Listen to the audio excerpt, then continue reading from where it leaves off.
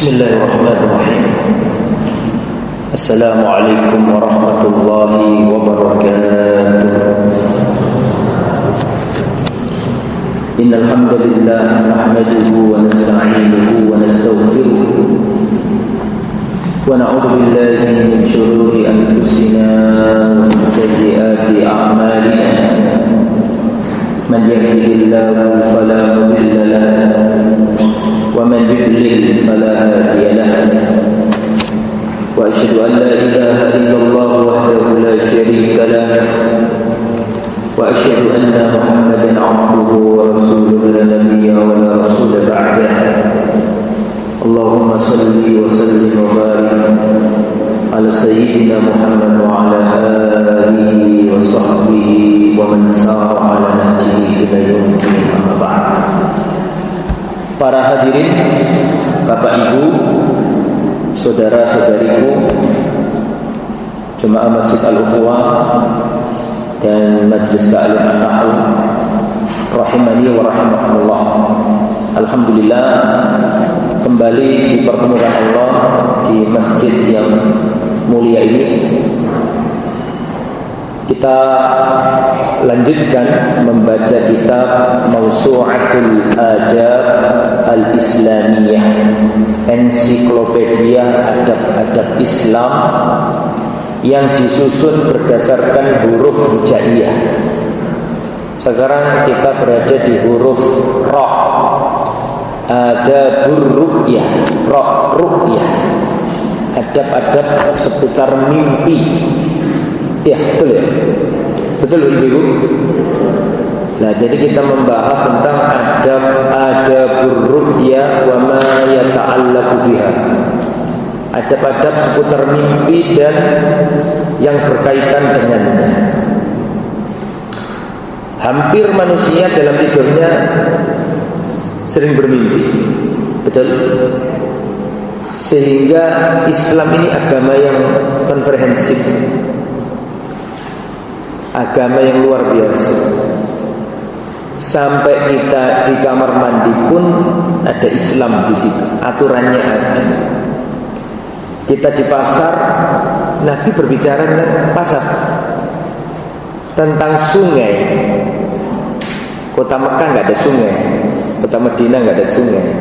Rasulullah lahir di tempat yang nggak ada sungainya, Rasulullah wafat di tempat yang nggak ada sungainya. Tetapi Rasulullah berbicara tentang sungai. Maka ada Islam di sungai. Islam berbicara tanaman, Islam berbicara lingkungan hidup. Janganlah kalian pipis di air yang tergenang. Bahkan di kamar mandi, sudut yang paling tidak terlihat, ada Islam. Islam hadir untuk mengaturnya. Termasuk yang diatur oleh Islam adalah urusan apa? Mimpi. Agama mana yang ngatur mimpi? Tapi dalam Islam ternyata mimpi itu ada etikanya, ada adab-adabnya, ada syariat Islam yang berkaitan dengannya. Sebelum dilanjut, Nabi pernah berbicara tentang mimpi, dan mimpi menurut Nabi Sallallahu Alaihi Wasallam, mimpi itu ada 3. Mimpi itu ada berapa? 3. Yang pertama adalah ar-ru'yas shalihah, mimpi yang baik. Itu datangnya dari Allah. Mimpi yang bagus, mimpi yang baik, petunjuk, itu dari Allah. Nomor 2, nggak ada di kitab kayaknya. Ada apa enggak? Belum ketemu. Intinya mimpi ada berapa? Ada 3. Yang pertama ar-ru'yas shalihah, mimpi yang baik. Ini datangnya dari Allah. Petunjuk, firasat kenabian, firasat Dan perhatikan, mimpi yang baik ini salah satu cabang kenabian yang masih utuh sampai hari kiamat. Kenabian sudah nggak ada, tapi salah satu cabang kenabian dalam artian dulu di antara wahyu itu melalui mimpi, ini berlangsung sampai hari kiamat. Tapi mimpi yang baik itu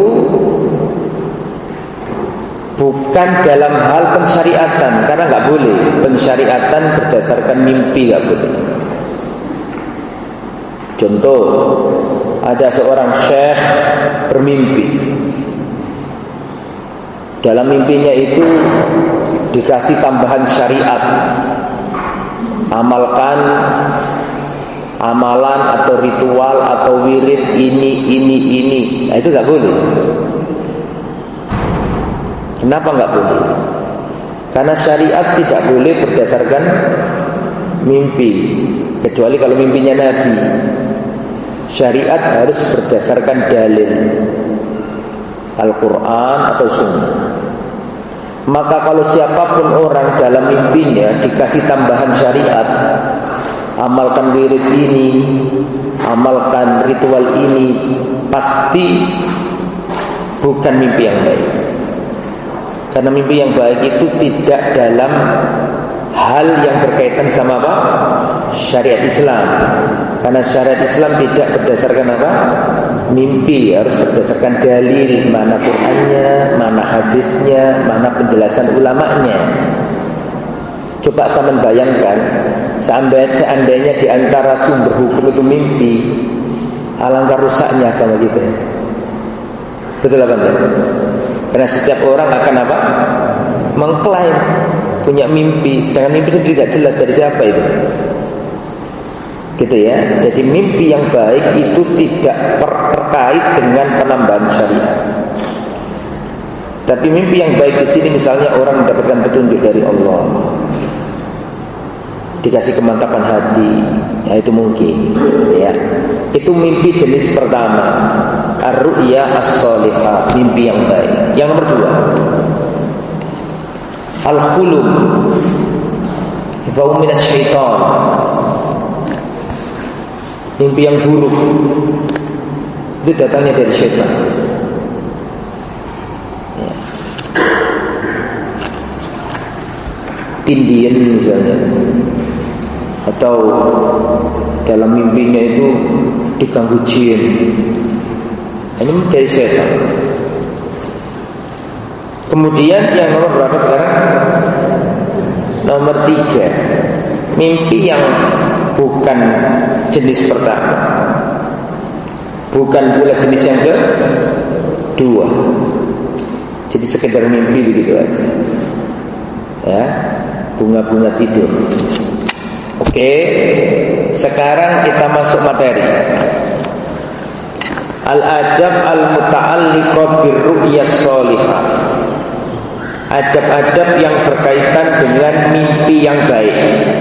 Karena tadi kan kita jelaskan mimpi ada berapa? Mimpi ada 3. Sekarang kita bahas mimpi yang baik. Adab-adab seputar mimpi yang baik. Yang pertama, hamdulillah subhanahu wa ta'ala alaiha, memuji Allah subhanahu wa ta'ala. Ini jenengan kalau diberi Allah mimpi yang baik, apa yang jenengan lakukan? Jawabannya, panjenengan harus memuji Allah. Alhamdulillah. Biasanya orang kalau dapat mimpi baik, ketika bangun dia senang. Oh, berarti itu mimpi yang baik. Kalau seperti itu, apa yang kita lakukan? Kita jawab alhamdulillah. Dan sahabat Nabi, Rasulullah itu Pak, setelah sholat subuh bertemu sama sahabat, di antara yang sering ditanyakan Nabi apa? Rasulullah itu setelah sholat subuh berjamaah sama sahabat, biasanya Nabi itu menanyakan ke sahabat. Pertanyaan saya, apa yang biasanya ditanyakan? Apa? Tadi malam kalian mimpi apa? Kamu mimpi apa? Kamu mimpi apa?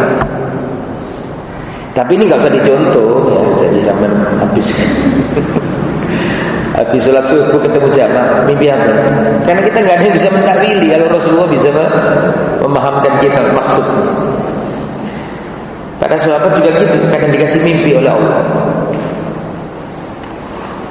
Ada dua orang datang ke kota Madinah.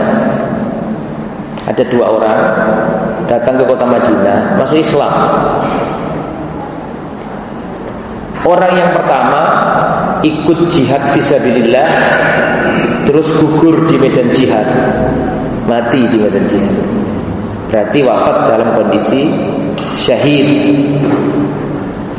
Orang yang kedua wafatnya tahun berikutnya, itu pun bukan mati syahid, wafat di rumahnya. Gampangannya wafat di tempat tidurnya, bukan mati syahid. Jadi ada dua orang datang ke kota Madinah, masuk Islam. Setelah masuk Islam, yang satu tadi ikut jihad fisabilillah terus mati syahid. Yang satu belum wafat. Wafatnya kapan? Setahun berikutnya. Itu pun wafatnya tidak dalam kondisi apa? Jihad atau syahid. Terus ada seorang sahabat Nabi diberi mimpi oleh Allah. Ini kan cerita mimpi nih kita nih. Ada seorang sahabat Nabi namanya Tolha bin Ubaidillah. Dan Tolha bin Ubaidillah ini termasuk salah satu sahabat yang sudah dijamin masuk surga. Jadi yang mimpi ini bukan orang sembarangan. Yang mimpi ini orang yang Rasulullah pernah berstatement Tolha bin Ubaidillah fil jannah. Kan ada 10 sahabat yang dijamin masuk surga dalam satu hadis itu. Di antaranya Tolha bin Ubaidillah diberi mimpi oleh Allah. Dalam mimpinya itu beliau melihat orang yang wafatnya tidak syahid, yang wafatnya di medan, yang wafatnya di rumahnya, di tempat tidurnya, tidak mati syahid. Dalam mimpinya itu diperlihatkan dia ini disuruh masuk surga dulu. Masuk apa? Surga terlebih dahulu. Sesudah itu baru orang yang mati syahid. Terus terbangun Tolha bin Ubaidillah. Ketika terbangun, maka Tolha bin Ubaidillah datang ke Nabi, cerita, ya Rasulullah, ada dua orang datang kepada panjenengan masuk Islam. Yang satunya tumut jihad terus wafat, yang satunya wafat tahun berikutnya. Tapi saya diberi mimpi ya Rasul, ternyata orang yang matinya enggak syahid, yang wafatnya setahun berikutnya, ternyata dalam mimpi saya itu malah dia yang diperintahkan atau dipersilakan masuk surga duluan. Justru yang mati syahid, yang matinya lebih awal dan wafatnya juga di tempat yang syahid, tapi justru belakangan masuk surganya. Sampai tahu apa jawabannya Rasulullah Sallallahu Alaihi Wasallam? Kata Rasulullah Sallallahu Alaihi Wasallam, tidakkah engkau tahu bahwa orang yang mati setahun berikutnya di tempat tidurnya, dia melakukan sholat setahun, yang sholat itu tidak dilakukan oleh yang mati syahid. Orang yang mati setahun berikutnya ini dia mendapati bulan Ramadan yang tidak didapati orang yang mati syahid. Dia mendapatkan Lailatul Qadar yang tidak didapatkan oleh yang mati syahid. Jadi jenengan dikasih umur itu matur nuwun, Pak. Terima kasih sama Allah. Bersyukur bisa ngaji itu bersyukur. Karena ternyata umur itu juga mempengaruhi tingkatan surga kita. Makanya kata Nabi jangan minta mati. Karena orang itu kalau mati terputus amalannya. Mintalah sehat walafiat, umur panjang di dalam ketaatan dan kebaikan. Nah itu mimpinya sahabat yang divalidasi oleh siapa? Rasul. Beda mimpinya kita, Pak. Pertama, kita bukan sahabat dan tidak ada yang menvalidasi. Tetapi secara umum, kalau itu mimpi yang baik, maka adab yang pertama adalah, ya kembali ke materi, adab yang pertama adalah disuruh apa tadi? Memuji. Mana dalilnya saya baca? Rasulullah SAW bersabda, "Idza ra'a ahadukum ru'ya yuhibbuha fa innama hiya minallah." Jika salah seorang di antara kalian bermimpi yang ia senang dengan mimpi itu, fa innama hiya minallah, itu mimpi datangnya dari Allah. Falyahmadillaha 'alaiha, maka hendaklah dia memuji Allah. Kemudian wal yuhaddis biha, dan hendaklah dia menceritakan mimpi baik. Mimpi baik diceritakan. Tapi kalau mimpi buruk tidak boleh diceritakan. Jadi kalau mimpi baik sudah cerita. Misalnya orang ini sakit, terus dalam mimpinya itu diberi Allah kesembuhan. Oh, alhamdulillah. Atau dia ikut punya anak, ikut ujian masuk Universitas Islam Medina. Orang tuanya ikut berdoa malam-malam membantu anaknya. So itu orang tuanya tidur, tadi itu dikasih mimpi sama Allah. Mimpi itu isyarat pertanda anaknya lulus. Maka boleh untuk bahagia dan memuji Allah SWT. Saya itu dalam perjalanan pendidikan saya itu, saya selalu nelpon orang tua saya kalau mau ujian itu, untuk ikut mendoakan saya. Dan bapak saya pernah cerita itu, dikasih mimpi sama Allah, insya Allah lulus anak ini. Lah, mimpi-mimpi yang baik itu kalau kita terbangun, maka dianjurkan adab yang pertama apa tadi? Memuji. Memuji. Ini adab yang pertama. Hadis riwayat Imam Bukhari. Jadi kalau mimpi yang baik-baik disuruh mengucap apa? Alhamdulillah. Orang Jawa kalau mimpi itu ada mimpi-mimpi tertentu yang membuat mereka sedih. Orang Jawa yang benar-benar Jawa ke Jawa, mimpi ketemu emas, bangun-bangun sedih. Dan itu bukan tanda yang baik menurut mereka yang kejawen-kejawen itu. Atau mimpi ketemu pengantin, apa maksudnya? Mimpi ada walimah di sebuah rumah rame-rame, pertanda apa itu? Gak tahu, gak usah berarti. Gak jadi. Atau mimpi giginya hilang satu, apa maksudnya? Belum? Ada yang meninggal katanya begitu. Nanti kita jelaskan, karena nanti ada mimpi buruk kan. Sabar dulu. Kita lanjut aja. Yang penting ada pertama tadi, kalau mimpinya baik disuruh apa? Memuji Allah. Memuji Allah berarti mengucapkan alhamdulillah. Al-adab al-thani, adab yang kedua, al-farah wal istibsyar biha. Kalau mimpinya itu baik, adabnya ya gembira dan mengabarkannya. Nah, kalau tadi kan pertama kan memuji Allah, yang kedua itu gembira dan memuji Allah. Nah, di sini pengarang tidak mencantumkan dalil karena dalilnya sama dengan yang awal tadi. Fayambaghi lil muslim an yansyarih sadrahu, hendaklah seorang muslim melapangkan dadanya, senang bahagia ketika dia mimpi dengan mimpi yang baik. Ini nomor 2. Nomor 3 saja. Allah yakussuha illa ala man yuhib. Jangan menceritakan mimpi tadi meskipun baik kecuali orang yang engkau cintai.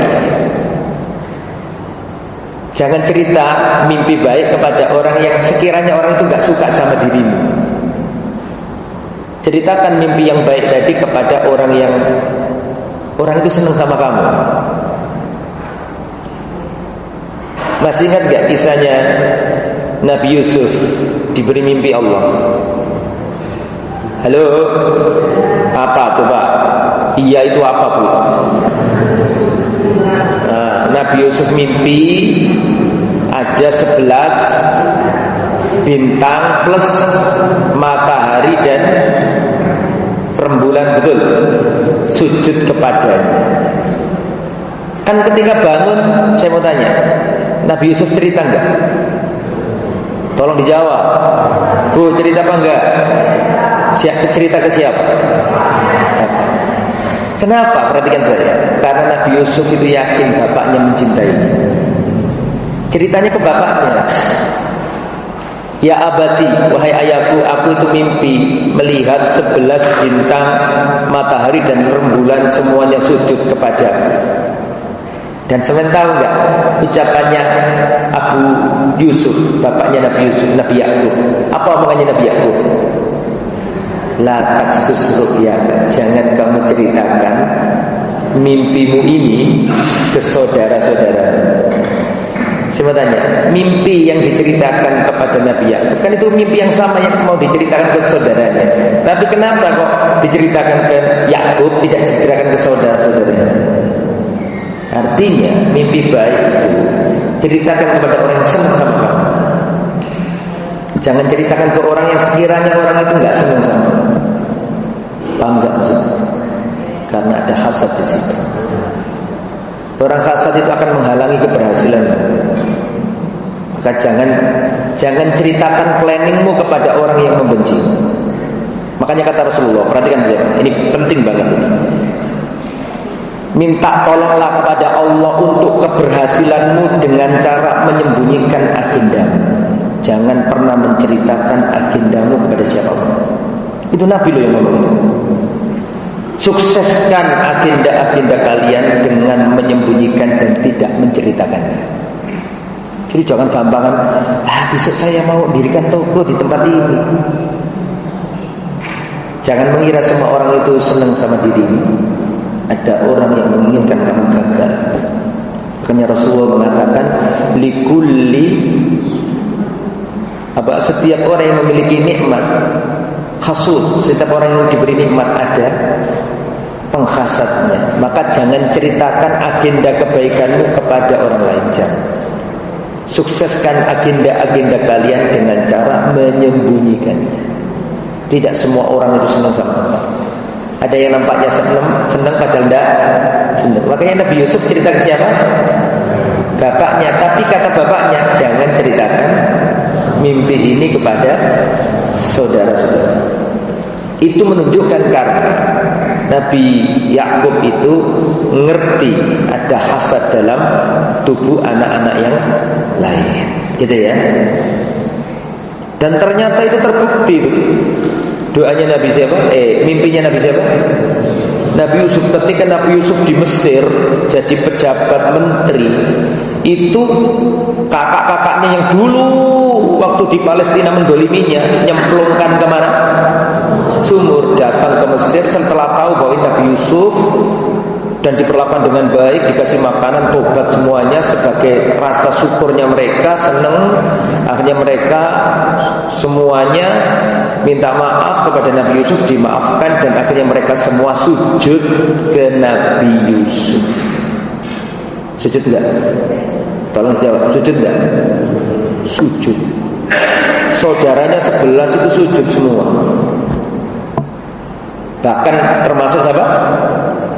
Siapa? Bapaknya. Setelah itu Nabi Yusuf berkata, wahai ayah, ini adalah takwil dari mimpiku yang dulu masih kecil itu aku mimpi. Ya ini ternyata wakilnya, realitanya, takwilnya ya ini.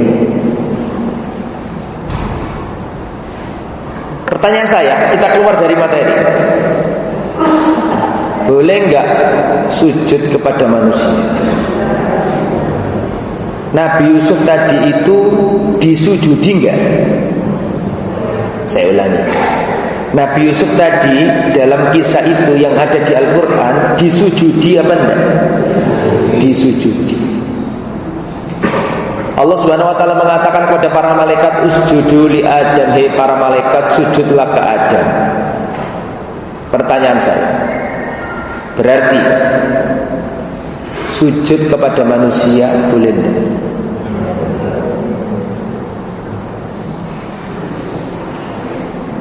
Allah menyuruh malaikat sujud ke Adam. Sepakat? Nah, yang kedua, saudara-saudaranya Nabi Yusuf sujud ke Nabi Yusuf, diceritakan dalam Al-Quran tidak ada pengingkaran. Dan Yusuf pun ridho.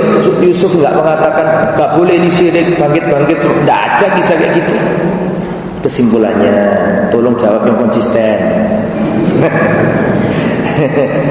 Sujud ke manusia boleh apa enggak? Saya jelaskan. Sujud ke manusia itu ada dua. Sujud ke manusia itu ada dua. Atau saya ulangi, sujud itu ada dua. Silakan ditulis. Yang sudah pernah mendapatkan penjelasan ini nggak apa-apa, nggak ditulis. Tapi ditulis lebih baik, karena aku tuh nggak percaya sama ini. Maka ditulis biar nggak lupa. Sujud itu ada dua. Yang pertama sujudul ibadah, sujud ibadah atau penyembahan atau penghambaan. Itu sama aja itu artinya. Sujudul ibadah itu maksudnya adalah sujud penghambaan, penyembahan. Sujud yang seperti ini hanya milik Allah. Tidak boleh dipalingkan kepada selain Allah. Jelas? Jangan ditulis semua. Sudah, letakkan pensilnya. Sujud yang seperti ini itu miliknya Allah. Tidak boleh diperuntukkan kepada selain Allah. Namanya sujud ibadah, penghambaan atau apa tadi? Penyembah. Ini miliknya Allah. Kalau kita palingkan kepada selain Allah, inilah syirik. Tidak boleh diterapkan kepada selain Allah, karena ini adalah sujud penghambaan, penyembahan atau sujud ibadah. Sebelum saya lanjut, bisa dimengerti? Bisa dimengerti? Nomor 2, sujudu at-tahiyyah, sujud tahiyyah. Kalau yang pertama tadi sujud ibadah, yang kedua ini sujud apa tadi? Tahiyyah. Tahiyyah itu artinya apa, Ustaz? Tahiyyah itu artinya sujud tahiyyah, artinya sujud penghormatan. Sujud apa? Penghormatan, bukan penyembahan. Jadi sujud nomor 2 ini sujud penghormatan, bukan sujud penghambaan dan penyembahan dan peribadatan, bukan, tapi sekedar penghormatan. Perhatikan, sujud yang model nomor 2 ini, yang penghormatan tadi, maka ini dibolehkan di umat-umat sebelum Islam.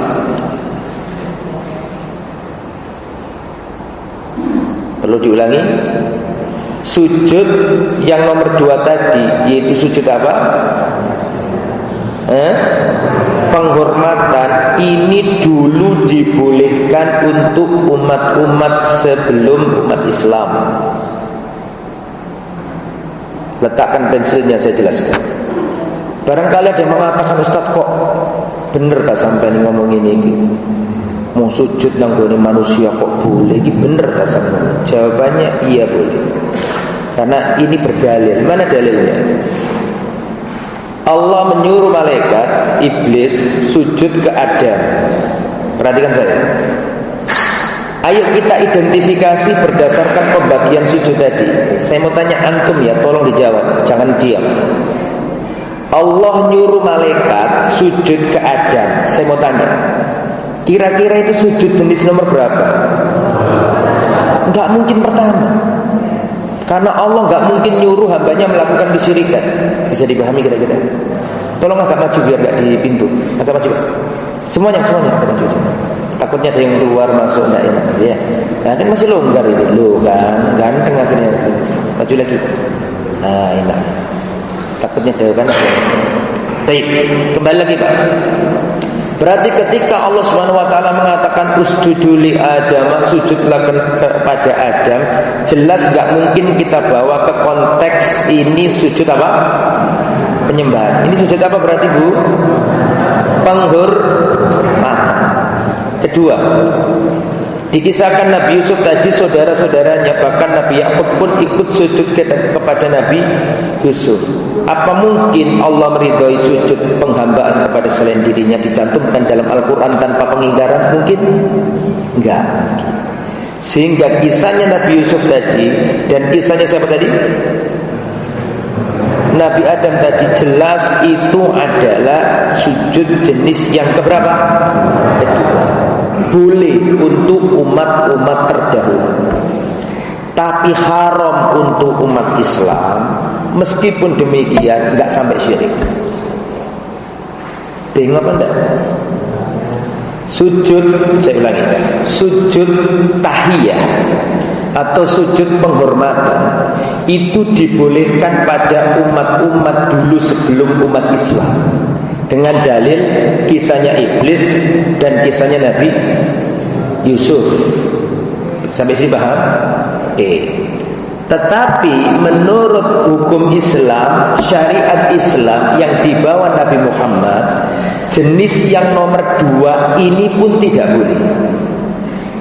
Tetapi nggak sampai derajat, tolong jawab, nggak sampai derajat syirik, haram, nggak boleh. Tapi nggak sampai derajat syirik, karena niatnya bukan sujud penghambaan, tapi sujud apa? Mana dalil? Perhatikan. Mu'adz bin Jabal pulang dari negeri Syam. Negeri Syam itu pada waktu itu kan ahli kitab, orang-orang Nasrani. Di negeri Syam itu, kalau sekarang Syam ya Palestina sama Damaskus, Suriah, kurang lebih begitu. Sekarang Syam itu 4 negara: Suriah, Lebanon, Palestina, Jordania. Tapi zaman dulu kalau dimutlakan Syam, ya kurang lebih Damaskus dan sekitarnya. Bisa dipahami ya? Oke. Dulu setelah pulang dari negeri Syam, Mu'adz bin Jabal ini ketika di Syam melihat fenomena. Apa fenomenanya? Orang-orang negeri Syam yang agamanya Nasrani, ahli kitab, Kristen lah gampangannya. Ketika di depan uskup mereka sujud.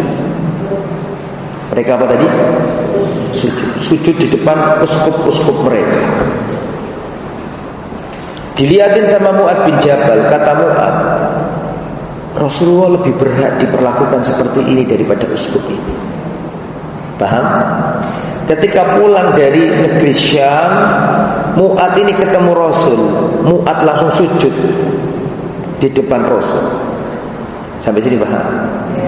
Langsung Rasulullah berkata kepada dia, jangan kau lakukan. Seandainya aku perintahkan seorang laki-laki, seandainya sujud itu boleh kepada manusia, niscaya aku perintahkan seorang istri sujud kepada suaminya. Sama kan sering dengar hadis itu. Asal usulnya dari kisahnya seperti ini. Seandainya sujud kepada manusia boleh, niscaya aku perintahkan la amartu al-mar'ata an tasjuda li zaujiha. Niscaya aku perintahkan seorang wanita sujud kepada suami. Tapi kan enggak boleh juga. Berarti kesimpulannya sujud ada 2. Sujud penghambaan, peribadatan itu hanya milik Allah. Zaman dulu maupun zaman sekarang sama-sama enggak boleh, hanya milik Allah toh. Bisa dipahami? Tapi kalau sujudnya sujud apa tadi? Penghormatan, maka zaman dulu boleh enggak? Boleh. Ketika Islam datang tidak boleh. Meskipun tidak boleh, tapi juga derajatnya enggak sampai sini. Sekarang pertanyaan saya, Orang Surabaya, orang Jawa, waktu Idul Fitri sungkem ke orang tuanya, mencium kaki orang tuanya. Lebih dari sujud, bahkan lebih dahsyat. Sungkem nyium kaki, betul ya? Betul nggak sih? Nyium kaki. Syirik nggak? Syirik nggak? Mencium kaki, sujud di depan orang tua, syirik nggak? Haram nggak? Ya sudah paham. Itu nggak bisa jenengan bawa ke penyembahan. Nggak ada orang niat nyembah orang tua. Itu mesti sampai bawa ke apa? Yang nomor 2 apa tadi? Tahiyah. Maksud saya sampaikan ini, jenengan nggak boleh lihat orang sungkem, oh syirik ya. Nggak gitu juga. Karena sudah saya jelaskan tadi perinciannya, bisa dipahami. Ini nggak boleh, jangan dilakukan. Tapi juga bukan apa? Syirik. Karena niatnya apa? Penghormatan atau penyembahan? Penghormatan. Kategorinya haram, bukan kategori apa? Syirik. Semoga bisa dipahami. Kembali ke materi, kita sudah keluar lama. Kembali ke materi. Adab keberapa ini? Tadi adab pertama, kalau mimpi baik memuji Allah. Adab yang kedua, bahagia, seneng, gitu ya. Nomor 3, jangan ceritakan kecuali kepada orang yang kau cintai. Dan itu dalilnya seperti yang dilakukan Nabi Yusuf. Nabi Yusuf menceritakan mimpi, apa tadi mimpinya? Bahwa saudara-saudara melihat bintang-bintang 11 sujud kepadanya, betul? Diceritakan ke Nabi Yakub. Tapi kata Nabi Yakub apa? Jangan ceritakan kepada kakak-kakak atau saudara-saudara. Jadi kalau mimpi baik, ceritakan kepada orang yang sayang kepadamu. Tapi jangan ceritakan orang yang sekiranya orang itu gak senang sama kamu. Tadi kan saya katakan, sembunyikan apa? Sembunyikan apa tadi? Agenda-agenda kebaikan. Karena gak semua orang senang sama kamu. Setiap orang yang diberi nikmat, Allah ciptakan para penghasut. Kalau engkau kalau engkau tidak ada orang yang hasad kepadamu, berarti kamu itu bukan orang yang berhasil. Kalau ada orang yang hasad kepadamu, artinya Anda berhasil. Jadi kalau jenengan kok dihasati uang, bersyukurlah, berarti kamu punya nikmat. Karena orang yang dihasati hanya orang yang punya nikmat. Enggak dua apa-apa aku dihasati. Ketika dihasati karena mungkin pendidikannya tinggi, mungkin istrinya cantik, mungkin anaknya banyak, mungkin mobilnya kan gitu Pak. Maka timbullah perasaan apa? Hasad. Kembali ke materi, nomor berapa? 4. Tafsiruha ala ahsanil wujuh. Ditafsiri dengan sebaik-baik sudut. Tafsiruha ala ahsanil wujuh, ditafsiri dengan sebaik-baik tafsir. Jadi kalau mimpi itu bawalah ke makna positif, jangan dibawa ke makna negatif. Saya mau cerita, boleh apa enggak? Boleh Bu? Ada seorang laki-laki datang ke Ibnu Sirin. Saya lupa Ibnu Sirin apa? Abdullah bin Abbas. Ingat saya Ibnu Sirin. Wallahu a'lam. Tapi ada riwayat seperti itu. Seorang laki-laki datang ke Ibnu Sirin mengabarkan bahwa giginya hilang 1. Mimpi giginya hilang. Saya mau tanya juga. Yang orang Jawa kalau mimpi giginya hilang 1 di atas, apa maknanya? Anggota keluarganya ada yang anggota keluarganya bukan dirinya, betul ya? Anggota keluarganya ada yang meninggal. Ini menurut orang Jawa itu. Ternyata orang Arab juga gitu. Ternyata dari riwayatnya, perhatikan. Ada seorang datang ke Ibnu Sirin kalau nggak salah tadi, ya Allah alam shawab, menyampaikan giginya hilang, mimpi giginya hilang, putus tanggal. Gimana ini? Takut kan dia ini? Takut. Nah sebelum saya lanjut, saya mau tanya jenengan, saya mau ngasih info ke jenengan. Gigi itu dalam bahasa Arab artinya sin. Apa bahasa Arabnya gigi? Yang bahasa Jawanya untu. Apa bahasa Arabnya? Sinnun. Jelas? Sin. Sudah jelas? Tapi dalam bahasa Arab, sin itu artinya juga umur. Secara bahasa, sinnun itu bisa artinya gigi, bisa artinya apa tadi? Umur. Dan umurnya copot, apa maksudnya? Udah paham dah? Enggak usah diteruskan, udah paham kan? Nah, orang ini datang ke Ibnu Sirin tadi, seingat saya ya, Allahu a'lam. Mimpi, takut dia karena giginya hilang dalam mimpinya itu. Adab nomor 4, tafsirlah mimpi dengan sebaik-baiknya. Kan gitu nih caranya. Ketika Ibnu Sirin didatangi, ada orang mimpi giginya hilang tadi itu dalam mimpinya. Apa kata Ibnu Sirin? Alhamdulillah, kabar baik. Gimana kok kabar baik? Artinya umur sampean panjang. Artinya umur sampean panjang umur. Seneng orang, kasih itu sedih.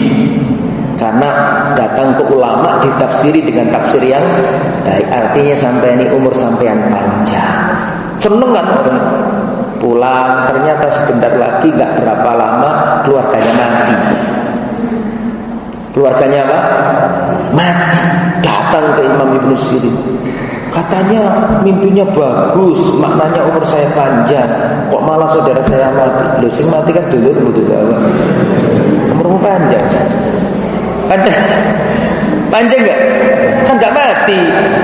Maksudnya itu, seorang yang ahli mimpi kalau ditanya harus jawabnya yang positif, membangun optimisme. Jangan kemudian, oh iya berarti itu ini. Ojo. Kasih atau hasilnya maknanya sama enggak tadi itu? Maknanya sama. Makanya soalnya dulurmu mati, awakmu gak mati, berarti awakmu umurnya panjang. Tapi mampu membahasakan dengan bahasa yang baik. Nah, orang gitu didatangi, Ustaz, saya mimpi Ustaz. Nah, tapi kalau saya dan ustaz-ustaz lainnya lebih baik jangan tanya saya, Pak, saya gak ahli urusan mimpi.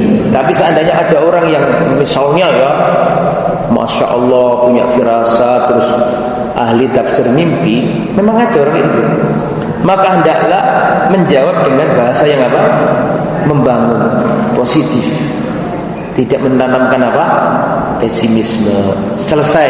Sekarang pindah bagian 2. Al-adab al-muta'alliq bir-ru'yas su'. Adab-adab yang berkaitan dengan mimpi yang buruk. Mimpi kebakaran, mimpi dikejar-kejar, mohon maaf, anjing, mimpi macam-macam yang jelek-jelek begitu. Itu gimana Ustaz kalau kita mimpi seperti itu?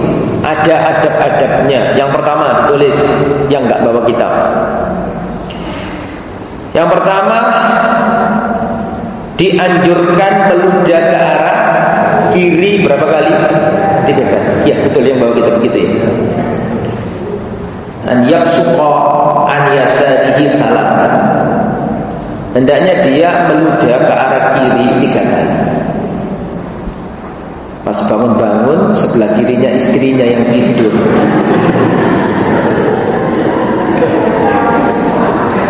Gimana Pak? Atau ibunya yang mimpi buruk, ibu-ibu bangun meludah samping kiri, ada masnya, ada suaminya. Ya, wadzalika liqardi syaitan. Jadi begitu Bu, tak bangun-bangun ya, terus mimpi gak enak, kita meludah ke arah kiri. Ya jangan meludahi wajah suami kita atau istri kita. Wada itu tujuannya apa? Saya baca ya. Wadzalika liqardi syaitan. Itu untuk mengusir setan. Li'anna ar-ru'ya su' minhu. Karena mimpi yang buruk itu dari situ. Mimpi melihat api, mimpi apa dikejar-kejar setan, mimpi ada makhluk yang aneh atau gak bisa bergerak,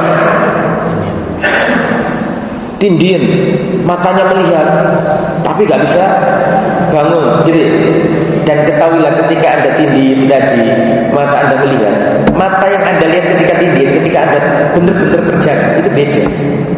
Sebenarnya Anda itu gak lihat, Anda itu mimpi. Maksudnya ada di alam apa?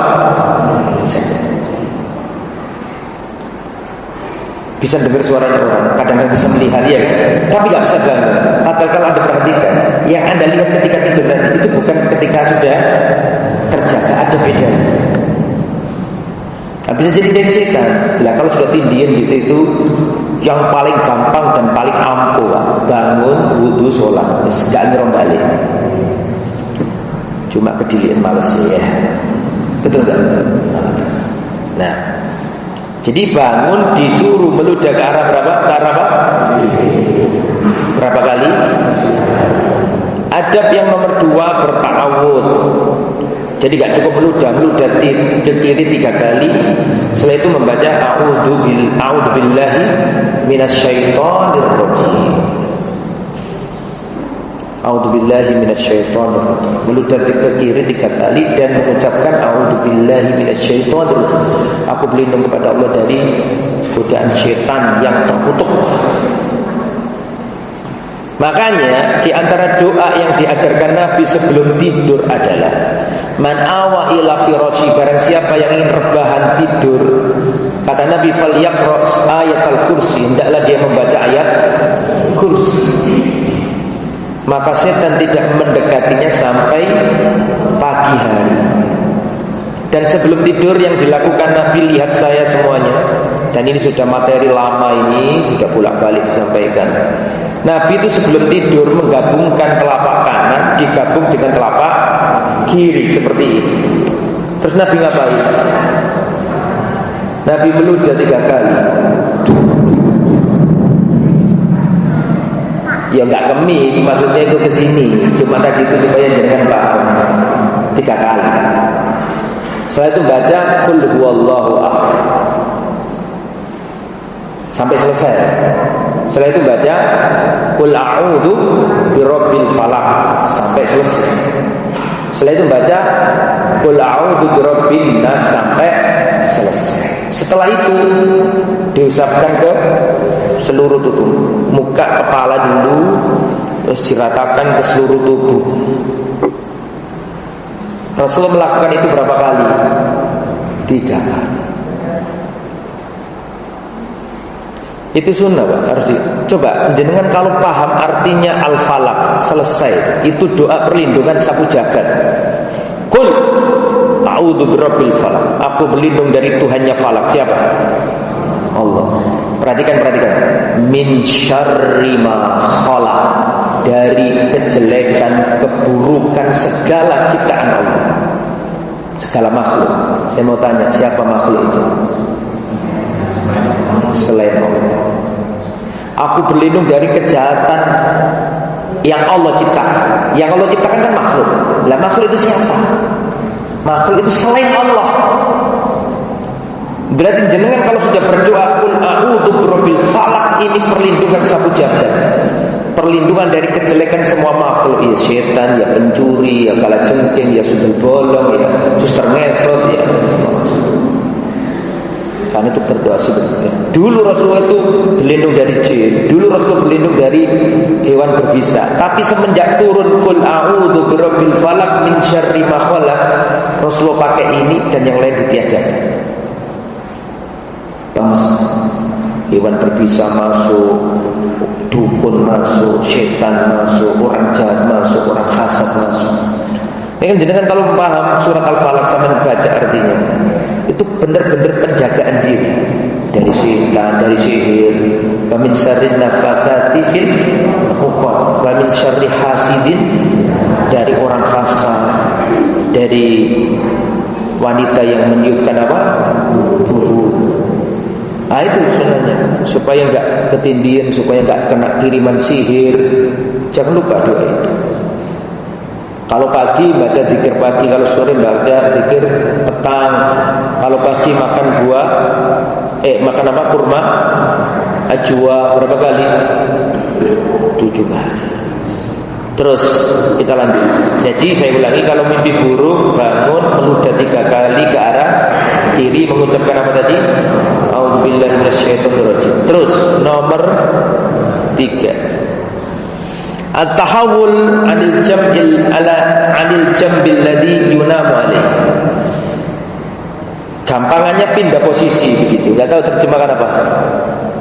Yang bawa terjemahan diterjemahkan apa? Iya, mengubah posisi tidur. Posisi tidur diubah. Terus nomor berapa? 4. An yas'alallaha ta'ala khairaha wa yata'awwadz billahi min syarriha. Ini satu rangkaian ini.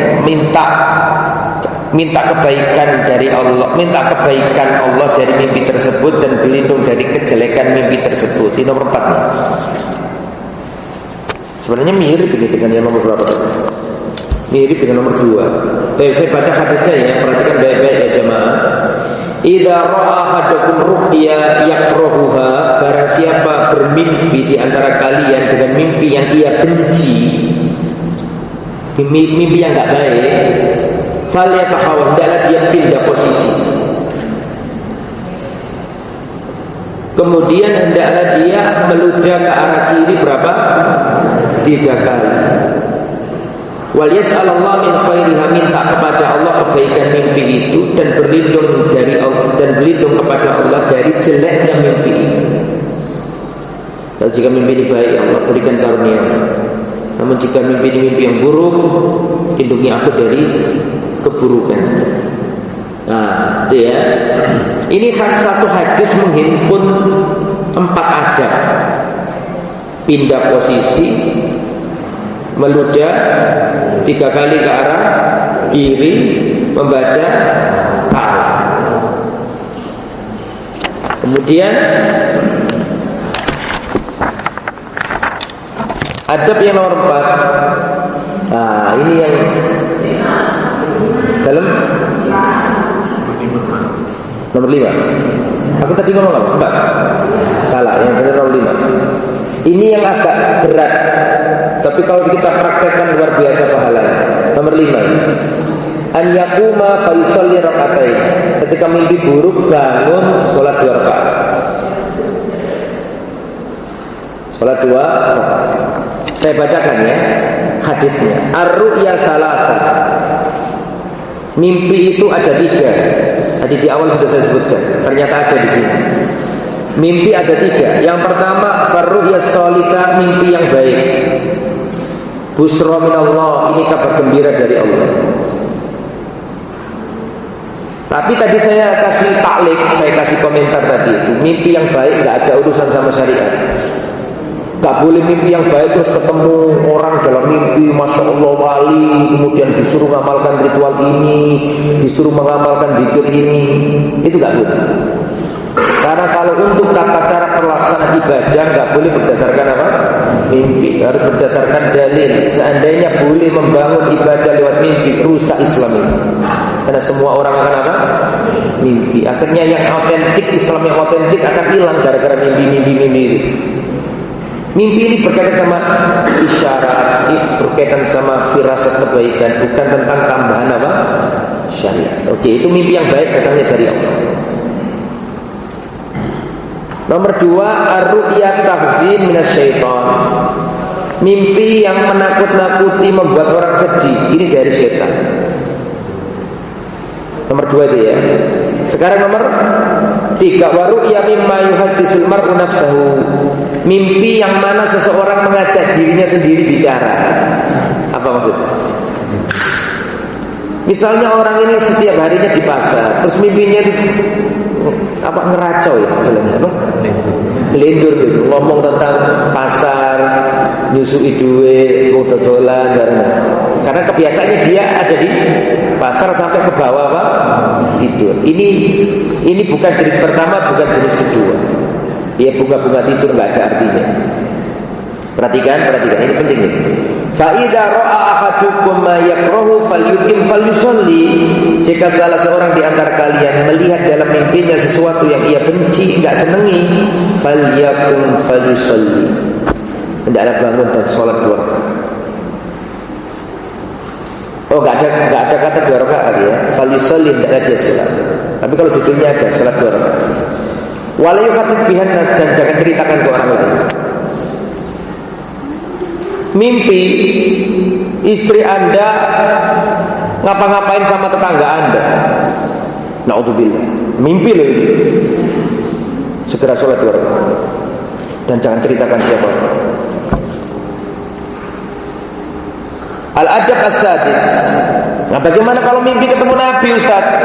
Ini mimpi baik atau mimpi buruk? Dan mungkin apa enggak? Mungkin enggak kita ketemu Nabi dalam mimpi kita? Bagaimana dengan orang yang mengatakan, Ustaz, saya tadi malam mimpi ketemu Nabi? Orang yang mimpi ketemu Nabi itu terperinci. Nabi mengatakan man ra'ani fi manami faqad ra'ani. Perhatikan saya. Kata Rasulullah, siapa yang mimpi melihatku, siapa yang melihatku dalam mimpi, berarti dia benar-benar melihat aku. Kata Nabi, karena setan gak bisa menyerupai wajahku. Saya ulangi. Barang siapa melihat aku dalam mimpinya, berarti dia benar-benar melihat aku. Karena setan gak bisa menyerupai wajahku. Pertanyaan saya, tolong dijawab. Ini hadis sahih. Barang siapa melihatku dalam mimpi, berarti dia benar-benar lihat aku, karena setan gak bisa menyerupai aku. Saya mau tanya, Nabi ketika ngomong seperti tadi, yang diajak ngomong siapa? Tolong dijawab dulu. Nabi ketika ngomong gitu, barang siapa di antara kalian mimpi ketemu aku dalam mimpinya, berarti benar-benar ketemu aku, karena setan gak bisa menyerupai wajahku. Saya mau tanya, yang dikasih omongan Nabi itu siapa?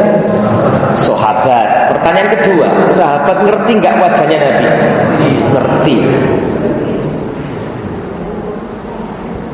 Nah sekarang itu masalahnya ada orang gak pernah sholat, gak pernah menjalankan ibadah, tiba-tiba datang ke Ustaz, tadi malam saya bermimpi Ustaz ketemu Nabi. Sik pak. Sampai lo sholat gak pernah kok mimpi ketemu Nabi. Nabi itu kayak gimana sih? Coba yang sampai lihat dalam mimpi, jadi gini setan tidak bisa menyerupai wajah Nabi 100% benar karena ada hadisnya. Tapi pertanyaan saya, bisa nggak setan mengaku Nabi dengan wajah bukan wajah Nabi? Bisa, makanya belajarlah bagaimana ciri fisiknya Nabi. Setan memang nggak bisa menyerupai wajah Nabi, nggak bisa. Tapi setan bisa mengaku-ngaku sebagai Nabi, padahal itu bukan wajah Nabi. Bagi orang yang nggak belajar, nggak ngerti bagaimana wajahnya Nabi, rambutnya Nabi, matanya Nabi, mulutnya Nabi, kan ada ilmunya, ada kitabnya itu kan, Syama'il Muhammadiyah. Dalam permasalahan nggak pernah belajar, nggak pernah ngaji, tiba-tiba ngimpi ketemu tadi malam Ustaz, ada orang dalam mimpi saya itu ngomong begini, akulah Rasulullah. Wajahnya bersinar Ustaz. Misalnya begitu, kan bisa jadi kan? Nah setan sangat senang gitu memanfaatkan orang-orang bodoh. Maka pertanyaan saya, di zaman ini kalau orang mimpi ketemu Nabi nggak bisa langsung diiyakan. Beda kalau zaman sahabat Nabi, mimpi ketemu Nabi pasti Nabi, karena sahabat ngerti wajahnya Nabi. Neng wong saiki mimpi ketemu Nabi si alon-alon. Piye sing sampean lihat itu kayak gimana tuh? Iya Pak, tadi kalau mimpi ganteng Ustaz. Bener Pak, memang Nabi ganteng. Terus cerita mana Pak? Rambutnya gimana? Rambutnya ini Rasulullah itu dalam mimpiku tadi malam Ustaz, enggak lurus, enggak keriting Ustaz. Iya bener memang Rasulullah. Terus gimana orangnya? Pakaiannya putih Ustaz, ganteng. Terus jenggotan enggak Pak? Lah iya Kak jenggotan. Ketemu kan? Loh bukan berarti nek jenggotan setan, bukan begitu. Cuma maksud saya itu menvalidasi bahwa itu bukan Rasulullah gitu loh. Karena dalam riwayat Rasulullah itu dikatakan jenggotnya sampai ke dada. Loh, ini bukan menghina orang yang enggak jenggotan loh ya. Ini saya menceritakan ini. Bisa dipahami ya? Karena Rasulullah dalam riwayat itu jenggotnya sampai ke dada. Rasulullah kalau membaca sesuatu itu sampai jenggotnya betul. Mimpi ketemu Nabi, ganteng Pak, iya memang ganteng. Ustaz wangi, bener Nabi memang wangi. Nabi pakai jubah, iya bener Nabi pakai jubah. Terus kekar Nabi, iya bener. Terus pakaiannya gimana? Pakaiannya itu panjang sampai menyentuh tanah. Maka dia bukan Nabi. Karena Nabi dalam riwayat tidak pernah memakai pakaian yang melebihi. Ini ilmu, Pak. Bukan karena ini ilmu. Ini harus ilmu supaya kita tahu ciri fisiknya siapa? Rasul sallallahu alaihi wasallam. Itu dia. Nah, terus simpel saja ya, yang ringan-ringan. Bagaimana sih ciri fisiknya Nabi? Nabi itu, Pak, wajahnya orang Arab itu ada dua kategori. Ada wajah saif, pedang, dan ada wajah qamar, rembulan. Paham enggak, Bos? Wajahnya orang Arab itu ada wajah saif, wajah kayak pedang begitu. Maksudnya apa? Lancip. Paham enggak? Ada yang wajah badr, rembulan. Lah wajahnya Nabi itu bukan saif. Wajahnya Nabi itu seperti rembulan. Artinya lebih cenderung ke bulat. Tapi bulatnya bukan seperti jam itu, Pak. Paham maksudnya bulat itu? Lebih ke rembulan. Nabi itu ba'iduma bainal mankibain. Nabi itu antara pundak yang satu dengan pundak yang lain itu bidang. Berarti Nabi itu apa? Gagah, kekar. Ketemu Nabi tapi nyekungkruk ini, ya bukan Nabi. Karena Nabi itu pundak yang satu dengan pundak yang lain itu beda. Nabi laisa bitawil wa laisa biqasir. Nabi itu tidak tinggi menjulang. Karena ada orang tinggi banget ya. Nabi itu tidak tinggi menjulang tapi bukan pendek. Tapi kata para ulama Nabi lebih cenderung tinggi, meskipun bukan tinggi yang menjulang. Nabi jenggotnya sampai ke dada. Nabi tidak pernah pakai pakaian di atas di bawah mata kaki. Apalagi Rasulullah rambutnya tidak lurus, tidak keriting. Apa? Tengah-tengah. Nabi tipe rambutnya kadang telinga, kadang antara telinga dan pundak, dan kadang sepundak. Jadi Nabi itu masalah rambut gak bisa jadi patokan. Makanya kalau ada orang ngomong gondrong sunnah Nabi, tidak ono belas sunnah kayak gitu. Ya, Nabi kadang gondrong, kadang segini. Itu kayak manusia biasa umumnya. Jadi nggak bisa dikatakan gondrong sunnah Nabi. Karena Nabi kadang dawa, kadang seperti kita. Abu Jahal juga gitu. Itu bukan sunnah. Bukan, tidak bisa dimaknai dengan rambut panjang itu meniru apa? Sunnah. Kembali ke materi. Intinya itu ya, Rasulullah SAW. Kemudian nomor berapa? 6. Allah yufassiruha. Gak boleh gampangan menafsirkan mimpi. Kalau diterjemah diartikan apa? Iya, jangan gampang. Oh itu berarti begini, oh berarti begini. Gak usah. Pokoknya mintalah kebaikan dari Allah dan berlindunglah dari keburukannya. Tadi kan gitu, Pak. Ya. Nomor berapa ini? Kalau mimpi ini kita tentang mimpi yang buruk loh ya, jangan ditafsir. Mimpi rumahnya kebakar, sudah jangan ditafsir. Berlindung saja kepada Allah, jangan ditafsir. Paham maksudnya? Jangan ditafsir. Nomor 7, Allah yaqussu ala ahadin, jangan diceritakan ke orang. Ya tadi itu. Jangan ceritakan.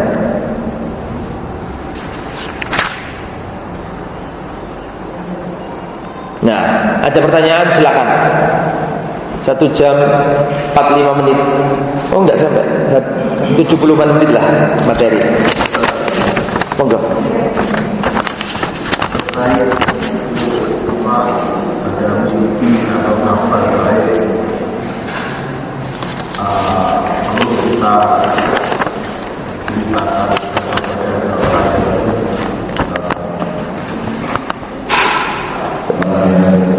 saya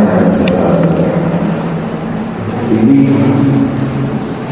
tapi umumnya seberapa atau batasan orang saya bisa jadi sahabat kita, orang kita juga saya akan berkata apakah ini sebatas keluarga orang jalan atau sampai keluar om tante sepupu saudara dari riwayat Nabi Yusuf kemudian hanya karena tidak keluar sampai keluar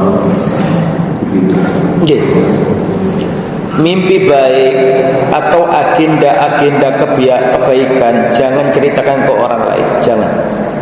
Termasuk tantemu, pakdemu, jangan. Kecuali jenengan pasti tahu bahwa dia itu orang yang menginginkan kebaikan untuk kita. Tujuannya dalam rangka untuk membantu doa.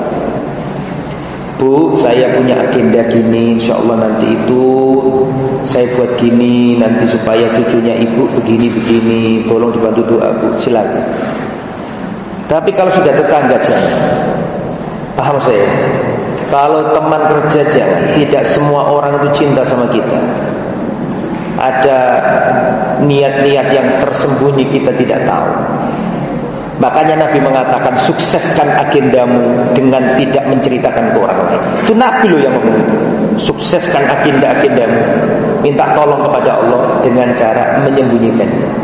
Mau mendirikan toko, jangan ceritakan orang. Mau buka bisnis, jangan ceritakan orang. Nek wis dadi baru launching. Nek sing durung dadi ojo cerita-cerita. Kecuali kepada orang-orang yang sekiranya Anda tahu ini orang yang baik sama kita, ibu kita, ayah kita, atau saudara yang benar-benar sama kita. Kita bisa mengukur itu, nggak ada batasan-batasan tertentu, nggak ada. Tapi insya Allah kita punya peka, kita insya Allah bisa mengukur lah ini orang dari dulu sama saya, dia ini orang baik. Ya mungkin nggak apa-apa, minta nasihat juga nggak apa-apa. Tapi kalau orang yang masih samar-samar jangan cerita, karena kita nggak tahu. Karena ada orang yang ingin menggagalkan agenda kita nggak tahu sekarang. Makanya Rasul sudah ngomong gitu, sukseskan agenda-agenda kalian dengan apa? Menyembunyikan. Karena setiap orang yang punya nikmat itu pasti akan ada penghasatnya. Logikanya kan Nabi Yusuf aja dihasati sama saudara-saudara. Adalah saudara gitu. Saudara enggak?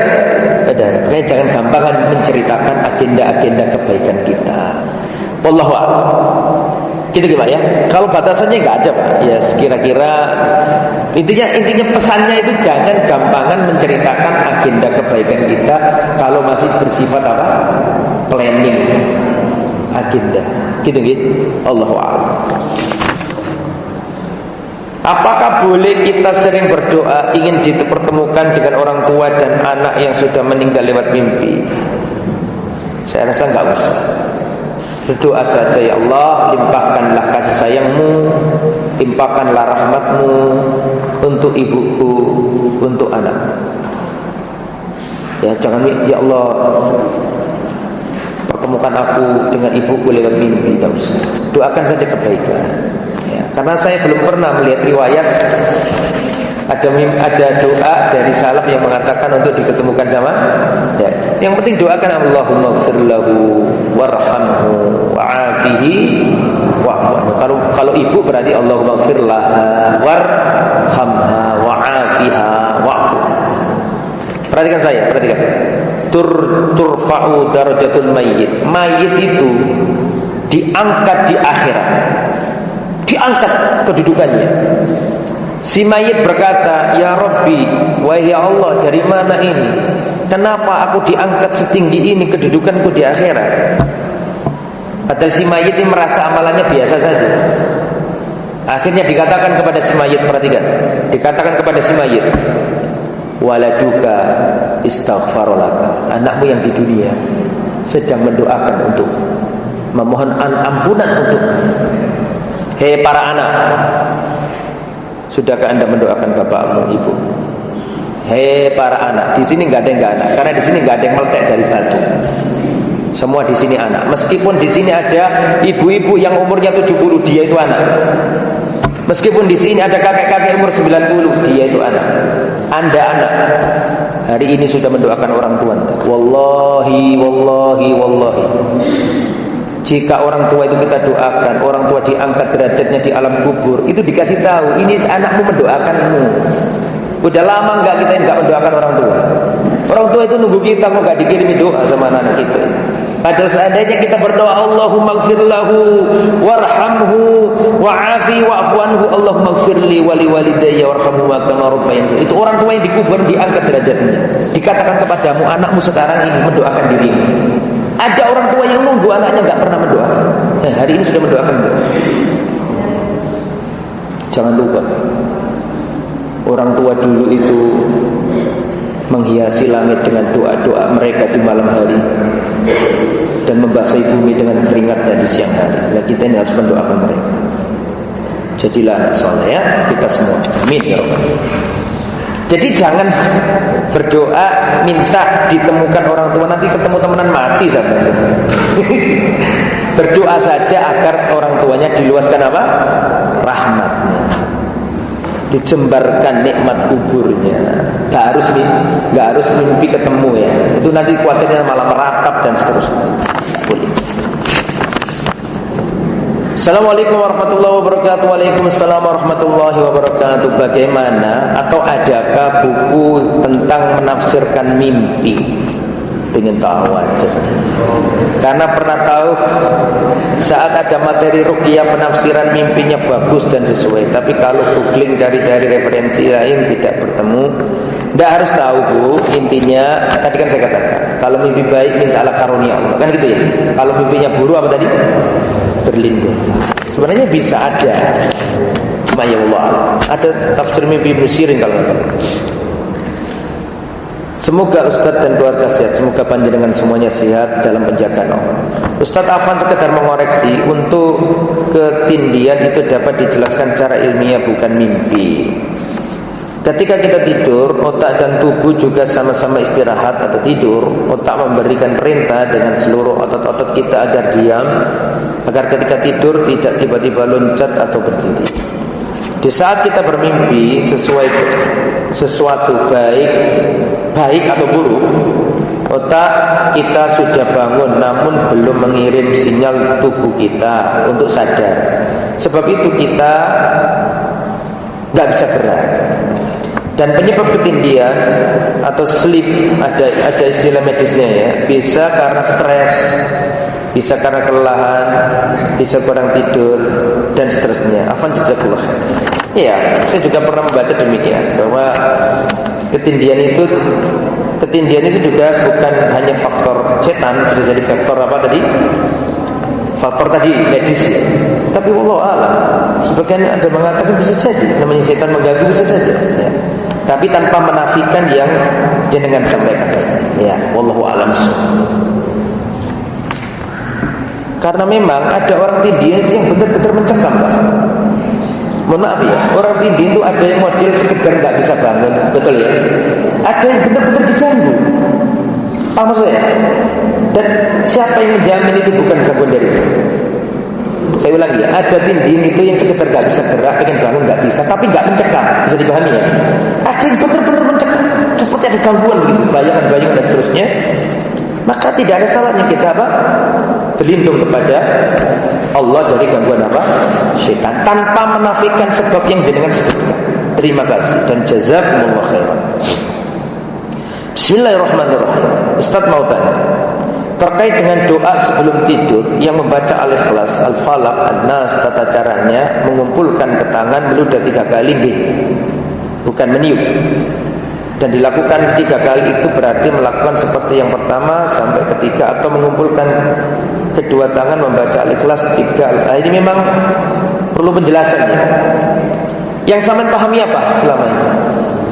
Langsung 3 terus diusapkan begitu ya. Ya, bukan satu kemudian ulangi lagi ya. Tapi 3 apa? 3 kali. Nafas itu gini loh, meludah tapi nggak keluar ludah. Gini loh, nggak enak dirokno nih dia. Wallahu alam. Sebentar ya, di sini nggak ada lafadznya ya. Wallahu alam ya, itu yang saya pahami. Kenapa Nabi meniup dulu atau meludah dulu baru membaca apa? Doa. Sebagian riwayat mengatakan untuk menyelisihi para dukun. Para dukun itu biasanya komat kamit, setelah komat kamit terus Rasulullah menyelisih. Wallahu a'lam. Jadi satu cuma bacaannya berapa tadi? 3 kali. Gitu gitu. Terima kasih atas koreksi. Bismillah, yang lebih tepat Bismillahirrahmanirrahim. Perhatikan saya, ini faedah. Sebenarnya sudah sering saya sampaikan. Bedakan antara basmalah dengan tasmiyah. Apa bedanya basmalah dengan tasmiyah? Tasmiyah itu ucapan panjenengan bismillah. Itu tasmiyah. Tapi kalau basmalah itu ucapannya jenengan bismillahirrahmanirrahim. Saya ulangi ya. Basmalah itu ucapan jenengan bismillahirrahmanirrahim. Itu basmalah. Tapi kalau jenengan mengucapkan bismillah, itu namanya tasmiyah. Kapan tasmiyah, yaitu ucapan bismillah, dan kapan basmalah, yaitu ucapan bismillahirrahmanirrahim? Jawabannya, tasmiyah itu dalam fi'il, dalam perbuatan. Nabi sebelum masuk kamar mandi Allahumma inni a'udzubika minal khubuthi wal khaba'ith. Sebelum hubungan badan, bismillah. Allahumma jannibna syaitana ma razaqtana. Keluar, bismillah. Tawakkaltu ala. Sebelum wudu, bismillah. Sebelum makan, bismillah. Sebelum menyembelih, bismillah. Sebelum tidur, bismillah. Itu semua pakai bismillah. Artinya tasmiyah. Kapan Nabi basmalah? Ketika dalam urusan baca, membaca, dan tulis-menulis. Berarti dalam urusan tulis-menulis Nabi menggunakan tasmiyah apa basmalah? Maka lebih tepatnya bismillahirrahmanirrahim. Semua surat menyuratnya Nabi bukan bismillah, tapi semua surat menyuratnya Nabi apa? Bismillahirrahmanirrahim. Suratnya Nabi ke Muqawqis, bismillahirrahmanirrahim. Suratnya Nabi ke Heraklius, bismillahirrahmanirrahim. Suratnya Nabi ke Khalid bin Walid, bismillahirrahmanirrahim. Kenapa Nabi melakukan itu? Menyuntuk Al-Quran. Semua surat-surat dari Al-Quran dimulai dari bismillahirrahmanirrahim. Tapi kalau urusan fi'il, perbuatan, Nabi mengucap apa? Bismillah. Tapi urusan tulis menulis dan urusan apa tadi? Baca membaca apa? Bismillahirrahmanirrahim. Ini bukan salah benar ya, cuman ngasih tahu yang lebih sesuai, lebih cocok begitu. Tapi bukan berarti dosa. Bismillah itu juga enggak pakai bismillah itu enggak apa-apa. Nah, cuma kalau ingin menyampaikan ke jenengan mananya itu utama. Assalamualaikum warahmatullahi wabarakatuh. Bertanya, bagaimana mendoakan orang tua angkat? Jazakumullah khairan. Wassalam hamda Allah. Bagaimana cara mendoakan orang tua angkat? Ya berdoa saja. Ya Allah, ampuni orang tua angkat saya. Sebelum saya lanjut, saya jelaskan tentang hukum mengangkat anak. Hukum mengangkat anak itu nggak boleh dalam Islam. Ustaz, gak boleh gimana maksudnya? Yang dimaksud angkat anak gak boleh dalam Islam adalah yang modelnya seperti ini. Lihat saya, seorang gak punya anak, datang ke panti asuhan atau ngambil keponakannya, terus diaktekan, dikasih nama misalnya namanya itu Andi bin Fadlan, padahal dia bukan anak saya. Ini angkat anak yang haram. Paham gak nih? Ngapain anak di panti asuhan dikasih nama, misalnya dikasih nama Rahmah bin Fadlan, binti kok bin Rahmah binti Fadlan, padahal Rahmah ini anak wong liya. Ini haram. Tidak boleh kalau anak ngangkat anak model begitu, diaktekan, dinasabkan ke dirinya padahal bukan anaknya. Ini haram, tidak boleh. Dan menimbulkan kerusakan yang banyak. Ustaz, kerusakan apa? Segitu aja kok rusak. 1. Merusak nasab. 2. Merusak mahram. 3. Merusak perwalian. 4. Merusak warisan. Jadi jangan anggap remeh Pak angkat anak. Itu nanti kalau dia ketemu sama kayak saya ngangkat anak tadi namanya Rahma. Rahma ini wis gede. Karo aku gak mahrum. Gak boleh bareng-barengan buka jilbab, gak boleh. Betul enggak? Kalau ngangkat anak tadi namanya Andi ini gede, gak mahrum karo bojone. Makanya gak boleh saudara ngangkat anak. Jadi gak boleh kalau modelnya seperti itu. Bagaimana supaya boleh Ustaz? Supaya boleh kalau ngangkat anak itu maksudnya adalah mengasuh anak, dengan tetap anak ini tidak dinisbatkan kepada, tidak dinasabkan kepada diri. Paham gak maksudnya? Nah, sampai ini duduk anakku, tapi sampai tak anggap anak. Paham gak? Aku nyayangi sampean, sampean tak gedekno, tak kasih, tak sekolah, tapi sampai duduk anakku. Tapi apa sampai anak? Aku duduk bapak, tapi aku sayang dengan awak. Paham gak? Itu namanya mengasuh anak. Kalau ngangkat anak modelnya seperti ini, maka gak apa-apa. Itu pun ada aturannya. Ini gak boleh dapat warisan. Boleh gak dapat warisan? Tidak mengubah kemahraman. Makanya kalau mengasuh anaknya saudara, keponakan, ada orang laki-laki perempuan udah umur sudah menikah 15 tahun belum punya anak. Ada enggak nih kayak gini nih? Bisa jadi namanya ujian ya kan? 12 tahun, 15 tahun belum punya anak, tapi si laki-laki punya saudara, anaknya banyak, keponakannya banyak. Si perempuan punya saudara, anaknya banyak, berarti keponakannya banyak. Bisa dipahami? Si A, si B menikah gak punya anak, tapi si A punya keponakan banyak, si B punya keponakan banyak. Maka si A laki-laki, si B perempuan menikah, berinisiatif tadi itu karena lama gak punya anak, mupu. Ngerti mupu ya? Apa mupu itu? Mengasuh. Maka kalau si laki-laki dan perempuan mengasuh anak ada ilmunya. Kalau laki-laki perempuan tadi itu mengambil keponakannya laki-laki, keponakannya suami yang diambil, maka keponakan yang diambil harus yang apa bu? Aku takkan ibu-ibu Pak. Bu, perhatikan bu. Suami istri menikah lama gak punya anak, terus si suami itu punya keponakan banyak. Maka si suami pengen ngambil ponakan di buku. Yang diambil cewek apa cowok?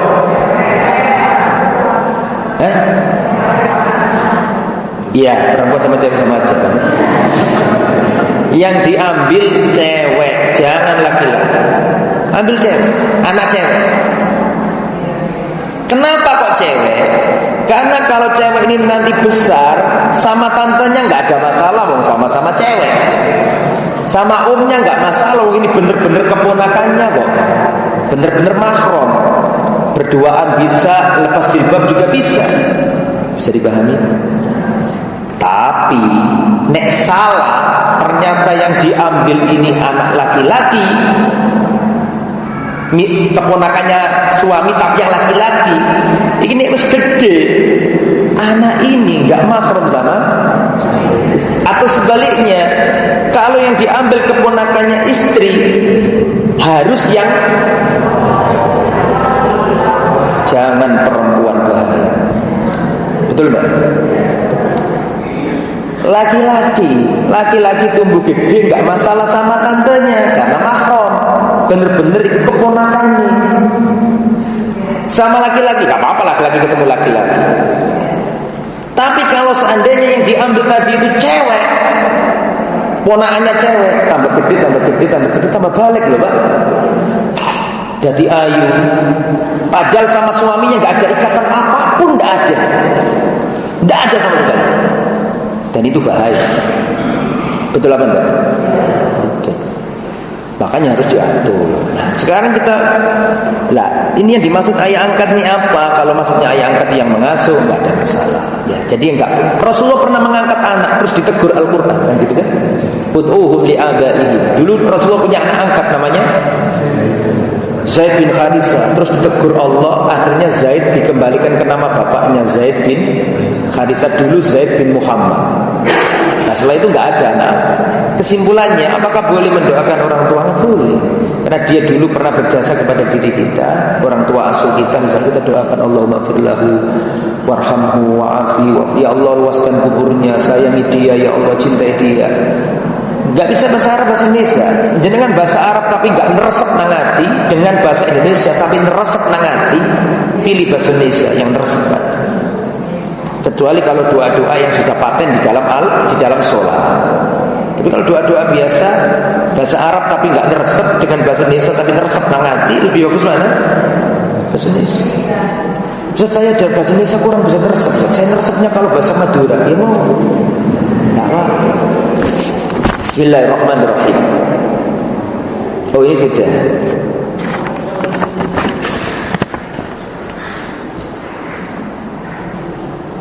Sudah juga. Sudah. Ada pertanyaan lagi, silakan. Silakan, Mas. Ini Masjid Ukhuwah ini Masya Allah dingin, sehingga saya tadi bawa jas karena kedinginan sebenarnya. Tapi alhamdulillah dimatikan. Kalau pertemuan lalu nyala semua, dingin. Alhamdulillah, silakan. Monggo. Iya, ada dua pertanyaan. Yang pertama adalah batasan menceritakan mimpi buruk ini apakah yang dimaksud secara mutlak, artinya sudah diam saja kalau saya ceritakan. Tapi tadi ada malam tadi saya mimpi buruk, tapi tidak menceritakan jadi mimpinya apakah masih boleh atau benar-benar sudah diam saja, tidak usah menceritakan sama sekali kepada siapapun. Kemudian pertanyaan yang kedua berkenaan dengan ketinggian itu, ada seorang yang saya kenal sangat baik. Dia mengatakan bahwa dulu dia pernah terbangun di tengah malam dan tidak dalam keadaan dia, karena memang dia terbangun menengok ke sosok sebelah kiri. Itu ada sosok yang sangat mendekat, yang saat itu dia hampir saja menyerang, melukai orang yang ini bermimpi apa terjaga? Dia tidur awalnya, kemudian dia terbangun dalam keadaan bangun itu bukan terjaga, jadi dia sudah dalam keadaan tidur, sudah dalam keadaan melihat orang yang di sebelahnya. Sebentar, terbangun sama terjaga itu sinonim. Maksud saya melihat makhluk tadi itu dalam kondisi tidur apa tidak? Sudah duduk. Iya. Berarti bukan mimpi ya? Yang mengenai itu dalam keadaan sudah duduk dan dia ada bergerak, dan ketika dia perlihatannya berubah. Dia melihat orang yang itu sebelah itu adalah kakeknya. Masih hidup kakeknya? Masih hidup. Oh, pada saat itu. Dan akhirnya dia pun kalau mengerti celaka kakeknya seperti itu. Nah, pertanyaan saya, apakah ada riwayat tentang hal yang serupa dengan baik di dalam orang yang saya kenal, dan pertanyaan itu aja. Pertanyaan pertama, Wa'alaikum barakallahu fiik. Ini ada cerita ya, saya bacakan karena kayaknya ada korelasinya dengan yang jenengan tanyakan tadi. Waqa'at alama awwalat illa an yasha Allah waqad qala ar-ru'ya ala rijli ta'irin ma lam tu'bar wa idza qudrat waqa'at. Kemudian Nabi mengatakan la yaqusuha illa ala wadid wa dira'yin. Jangan tergesa engkau menyampaikan mimpimu, kecuali wadid, orang yang mencintai. Dan nomor dua, wadirohim, orang yang punya apa ya jalan pikiran, maksudnya orang yang punya pinter, cerdas, orang yang arif, orang yang bijaksana, itu betul. Ya, jadi kata Rasul, jangan gampangan menceritakan mimpi kecuali kepada orang yang mencintaimu. Atau nomor 2 tadi apa? Orang yang apa? Arif bijaksana, orang yang memang pintar, punya kebijaksanaan. Selain itu jangan gampang. Wallahu a'lam bishawab. Wallahu a'lam bishawab. Fir'aun dulu itu pembunuh Bani Israel gara-gara mimpi. Sudah tahu ceritanya? Ya sudah kan gitu. Terus nomor berapa ini? Nomor 2 tadi apa? Melihat kejadian.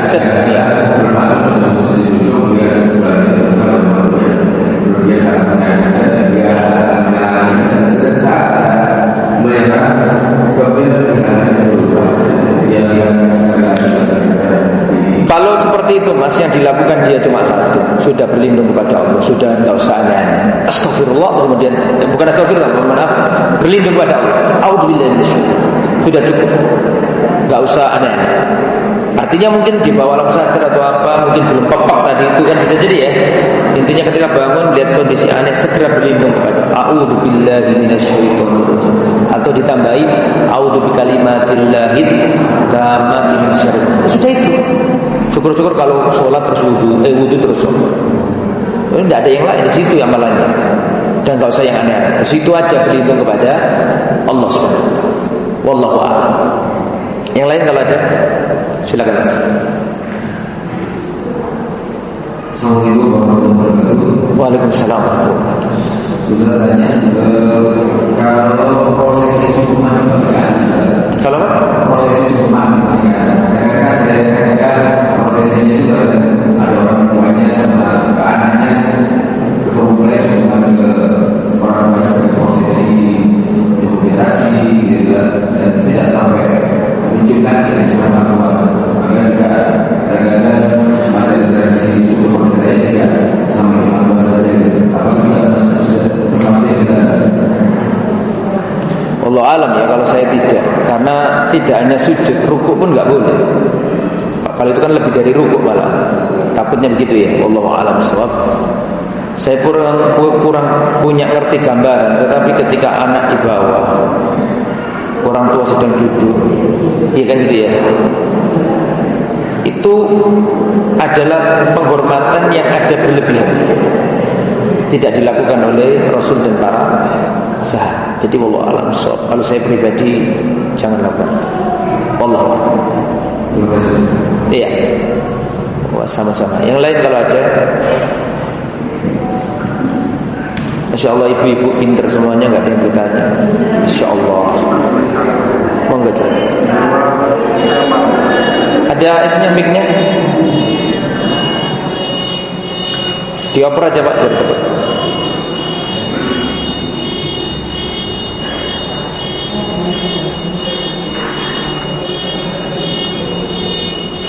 Monggo, Mas. Di luar kalau di Arab Saudi itu saya lihat raja sebagai besar itu garis-garisnya itu di bawah kaki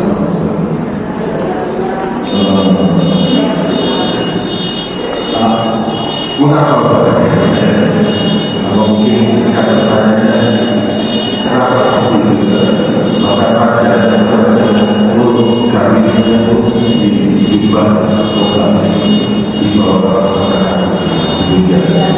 ya. Beliau bertanya kenapa Raja Saudi isbal. Gak urusan sama kita, karena agama kita Islam bukan agama Saudi. Simpel saja. Itu jawabannya. Jangan berpikir semua yang dilakukan Arab Saudi itu dianatan. Yang dilakukan Saudi juga kadang-kadang siasatan.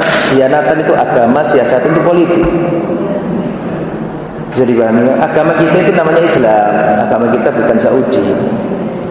Cuma kita mengakui keutamaan Saudi. Artinya jangan kok rajanya kok isbal. Isbal terus apa mau menungso kok. Gitu betul. Al-ibratu bidalil. Yang jadi patokan itu dalil, bukan kelakuannya atau bukan apa yang dilakukan oleh Raja Saudi. Kita hormati, Masya Allah Saudi banyak banyak keutamaannya. Tapi kalau ukuran ini benar ukuran salah, jangan lihat Raja Saudi aja salaman dengan perempuan kok. Masa kita katakan jadi boleh gara-gara Raja Saudi salaman? Ustaz, kenapa Raja Saudi kok salaman dengan perempuan? Urusannya dewe. Agama kita Islam. Hadis kita jelas melarang perempuan nggak boleh sahabat tangan dengan laki-laki yang non mahram, kan gitu ya. Jadi yang dilakukan sebuah negara itu kadang-kadang melakukan karena politik, bukan karena agama. Kita jangan melihat kacamata negara selalu dengan kacamata agama. Kadang-kadang negara itu melakukan sesuatu dengan kacamata apa? Politik, hak asasi manusia, takut tekanan asing. Kita nggak tahu, kita nggak masuk ke situ. Maka Islam beragama dengan apa? Dalil. Pemerintah itu bisa berganti, Islam nggak akan terganti. Apa ada yang menjamin suatu negara yang menguasai negeri itu selamanya? Tidak ada. Semua akan tumbang pada masanya. Umayyah tumbang ganti Abbasiyah. Abbasiyah berapa tahun? 500-an tahun atau lebih, hancur juga. Tidak ada yang menjamin kelanggengan sebuah pemerintahan. Maka loyalitas kita itu kepada Islam. Cuman kalau pemerintah ya kita dukung kalau baik, selama tidak menyuruh kepada maksiat, kita doakan yang baik-baik. Tapi kalau mengatakan itu ukuran benar dan salah, ukurannya apa? Dalil, bukan ukurannya apa? Pemerintah. Gitu Mas ya? Jadi begitu Pak. Jadi pemerintah itu kita nggak tahu. Kadang-kadang kebijakan itu kebijakan tidak selalu kebijakan agama. Ada kebijakan itu bernuansa politik. Nah, kalau sudah ngomong politik itu panjang, ya ada hal lain yang meliputi. Jadi kita beribadah dengan dalil, bukan dengan apa yang dilakukan Raja Saudi. Wallahu a'lam. Ada lagi? Mimpi basah minal khulub, termasuk dari setan. Rasulullah tidak pernah mimpi basah. Tapi sampai modelnya mimpi basah, alhamdulillah modelnya. Kayaknya biasa dari setan, ya. Biasa dari setan. Allah, mungkin ada faktor ilmiahnya. Bisa jadi, misalnya laki-laki lama nggak hubungan badan, safar, nggak ketemu istri, mungkin bisa lewat mimpi basah. Tapi secara dalil begitu, Rasulullah tidak bermimpi dari setan, permainan setan. Wallahu a'lam. Ada lagi? Silakan.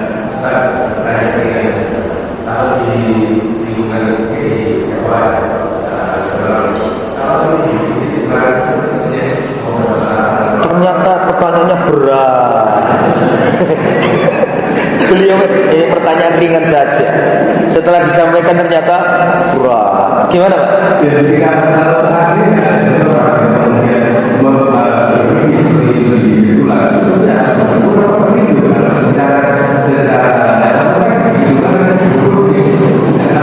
secara apa yang berlaku masyarakat bagus sebenarnya apa? Mimpi dicopot ulo nek wong Jawa artine njaluk rabi. Betul enggak? Jari ini ngono. Tapi wallahu a'lam bishawab, ular itu termasuk hewan pengganggu. Khamsu fawasid yuqtalna fil khilli wal haram. Ada 5 hewan perusak yang boleh dibunuh meskipun di tanah haram. Tanah haram kan nggak boleh membunuh ya. Tapi ada hewan yang boleh dibunuh meskipun di tanah haram. Bahkan ada hewan yang boleh dibunuh padahal kamu sedang sholat. Di antaranya apa? Ular atau kalajengking. Sehingga ular itu kalau dalam kacamata Islam itu konotasinya negatif. Paham? Ular di Islam itu konotasinya apa? Negatif. Maka lebih baik kalau kita mimpi seperti itu kita baca a'udzubillahi minasyaitonir rajim. Wallahu a'lam. Dan termasuk hewan yang sering diserupai jin, ular. Maka kita berlindung kepada. Jangan alhamdulillah. Dicopot ulo alhamdulillah. A'udzubillahi minasyaitonir rajim. Ada lagi? Kayaknya sudah ya. Kayaknya sampean pengen ngomong sudah kan? Gimana Bapak Ibu sudah? Kelihatannya Bapak Ibu pengen ngomong sudah ya, karena nggak ada yang ngomong saya wakil sudah. Semoga apa yang disampaikan bermanfaat. Bapak Ibu seger waras, jembar rezeki ini, sakinah mawaddah rumah tangga, soleh soleha, anak keturunan, istiqomah imannya. Matur nuwun, itu yang bisa disampaikan. Kita tutup dengan kafaratul majlis. Subhanakallahumma wa bihamdika asyhadu an la ilaha illa anta astaghfiruka wa atubu ilaik. Wassallallahu ala nabiyyina Muhammad wa ala alihi wa sahbihi ajma'in. Wa akhiru da'wana alhamdulillahi rabbil alamin. Wassalamualaikum warahmatullahi wabarakatuh.